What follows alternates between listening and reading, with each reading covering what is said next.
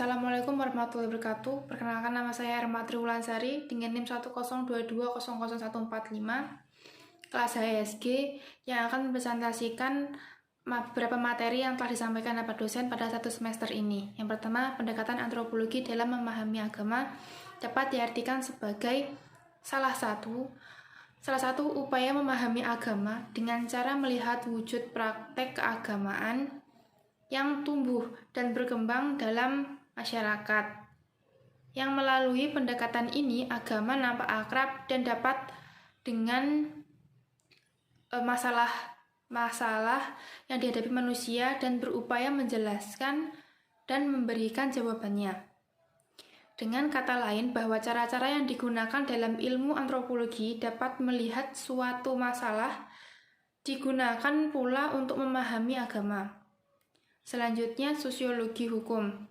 Sosiologi hukum merupakan salah satu cabang dari sosiologi yang merupakan penerapan pendekatan sosiologis terhadap realitas maupun masalah hukum. Sosiologi hukum juga bukanlah suatu cabang studi ilmu hukum, melainkan cabang dari studi sosiologis. Adapun manfaat dari sosiologi hukum yaitu hasil dari kegiatan sosiologi hukum mampu untuk membuka serta menambahkan cakrawala berpikir dalam memahami permasalahan serta pengembangan hukum yang ada dalam masyarakat. Selanjutnya, mampu mengonsepkan permasalahan-permasalahan hukum yang terjadi serta memberikan gambaran maupun alternatif pemecah sesuai dengan kerangka konsep dan teori yang terjadi dalam kegiatan-kegiatan teoritik sosiologi hukum. Lanjut, mengenai perkembangan sejarah dan perkembangan sosiologi hukum. Awal perkembangannya sosiologi di Indonesia muncul yaitu di Indonesia masih tergolong cukup baru. Ilmu hukum di Indonesia datang dan diusahakan melalui kolonialisme Belanda atas negeri ini. Pendidikan tinggi hukum yang boleh dipakai sebagai lambang dari kegiatan kajian hukum baru dimulai pada tahun 1942. Menurut Aristoteles, di zaman purba mengemukakan yaitu menggambarkan berbagai macam hukum positif dalam hubungannya yang nomos atau tata tertib sosial yang benar-benar efisien, filia atau sociality atau solidaritas sosial dan kelompok-kelompok tertentu, dan negara hanya merupakan mahkotanya. Ia mengintegrasikan sosiologis hukum dengan metafisika diogmatisnya. Selanjutnya, Monsterhull di zaman modern, yaitu pemikiran dipengaruhi oleh fisika sosial dari yang telah menghilangkan prasangka-prasangka kesusilaan berdasarkan kepada pengamatan empiris secara sistematis. Sosiologi hukum mengarahkan syarat-syarat naturalistis untuk menelaah pola tingkah laku kolektif sebagai benda-benda fisika pada pengamatan empiris yang nyata dan konsekuensinya ia mengganti rasionalisme yang begitu menonjol. Selanjutnya, pendekatan dan aliran hukum sosiologi, yaitu pengertian sosiologi hukum adalah ilmu yang mempelajari hubungan timbal balik antar hukum dengan gejala-gejala sosial lainnya secara empiris, analitis dalam kajian sosiologi hukum. Pendekatan ini berusaha memahami hukum secara senyatanya, bukan seharusnya. Aliran-aliran sosiologi yaitu aliran utilitarianisme, yaitu prinsip aliran ini adalah bahwa masyarakat bertindak untuk memperbanyak kebahagiaan dan mengurangi penderitaan.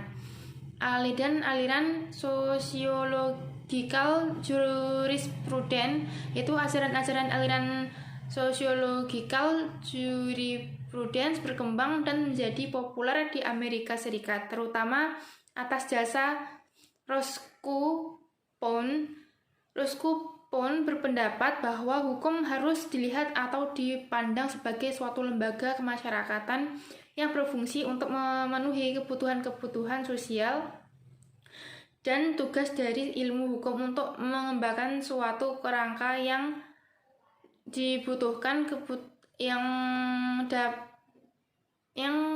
kebutuhan sosial dapat terpenuhi secara maksimal.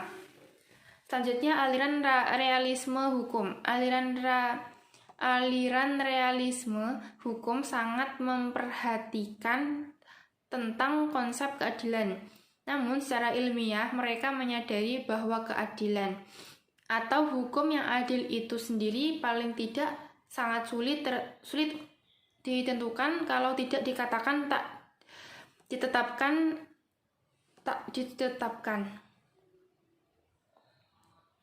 Lanjut tentang paradigma sosiologi. Paradigma sosiologi yang berarti pola atau model berpikir. Paradigma adalah cara pandang orang terhadap diri dan lingkungannya yang akan mempengaruhinya dalam berpikir, bersikap, dan bertingkah laku. Paradigma sosiologi merupakan cara pandang dalam melihat persoalan atau fenomena sosial.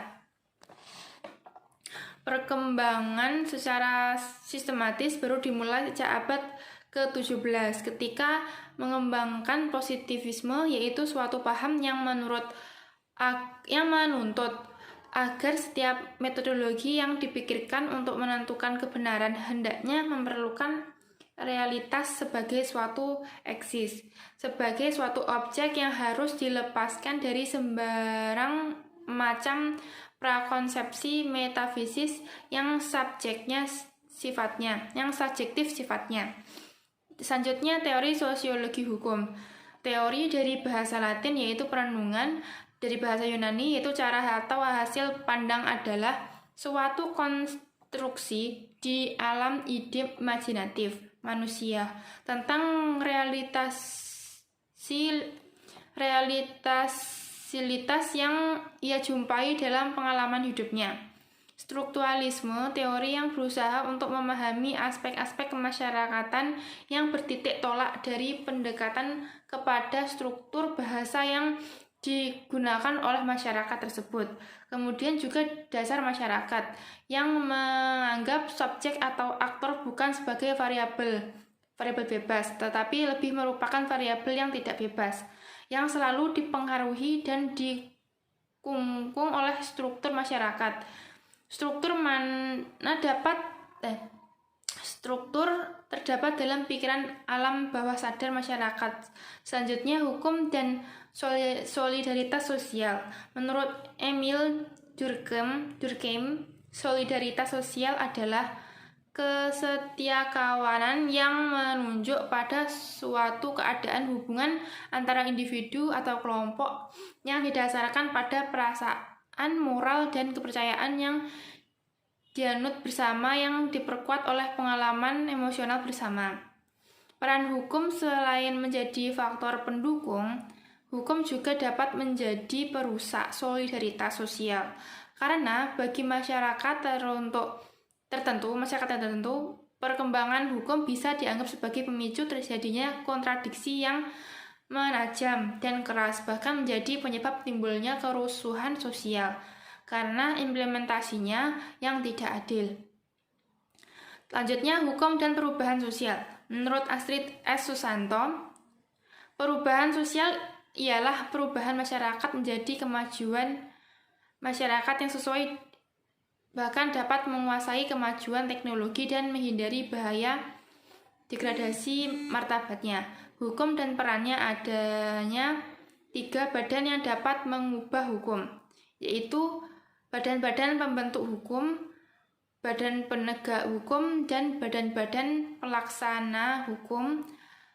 Hukum merupakan suatu sarana yang ditunjuk untuk mengubah perilakuan warga masyarakat. Hukum dan pembangunan di Indonesia. Hukum dan pembangunan di Indonesia merupakan proses perubahan keadaan menuju pada kondisi yang lebih baik. Pembangunan adalah proses yang multidimensional yang melibatkan proses reorganisasi dan reorientasi dari keseluruhan sistem ekonomi dan sosial. Fakta pembangunan hukum merupakan pilar utama yang memiliki peran sangat penting dalam membangun nasional. Hal ini tentu pada tataran tidaknya hukum yang berlaku. Indikator yang menentukan hukum itu kondusif adalah manakala memenuhi 5 kualitas, yakni stability, predictability, fairness, education, dan kemampuan meramaikan adalah masyarakat untuk berfungsinya sistem ekonomi. Yang terakhir, perencanaan penelitian sosiologi hukum pada penelitian hukum normatif yang analisisnya bersifat pembenaran kualitatif. Bahan yang dipisahkan menurut kategori masing-masing dan diperoleh tafsiran secara abstraktif guna menjawab permasalahan yang sudah dirumuskan. Penelitian hukum normatif, pendekatan dengan cara mengkaji asas-asas hukum, yaitu penelitian tentang keterkaitan asas-asas dan doktrin hukum dengan hukum positif, maupun hukum yang hidup dalam masyarakat. Selanjutnya, pendekatan terhadap sistematis hukum, yaitu penelitian dengan menelusuri secara sistematik keterkaitan antar hukum dasar, hukum yang sifatnya instrumental dan operasional. Selanjutnya, pendekatan sinkronisasi hukum, yaitu penelaahan hukum dengan mensinkronisasikan hukum secara vertikal melalui asas atribusi, delegasi, dan mandat. Sedangkan pada sinkronisasi horizontal melalui asas delegasi. Selanjutnya, pendekatan sejarah hukum merupakan penelaahan yang menitik beratkan pada suatu sejarah hukum masa lalu, kemudian perkembangan masa kini dan antisipasi masa yang akan datang. Pendekatan perbandingan hukum merupakan penelaahan yang menggunakan 2 atau lebih sistem hukum untuk dibandingkan apakah mengenai perbedaannya atau persamaannya. Selanjutnya, penelitian empiris. Dalam penelitian hukum empiris memuat cara analisis seperti korelasi antara satu variabel dengan variabel yang lain.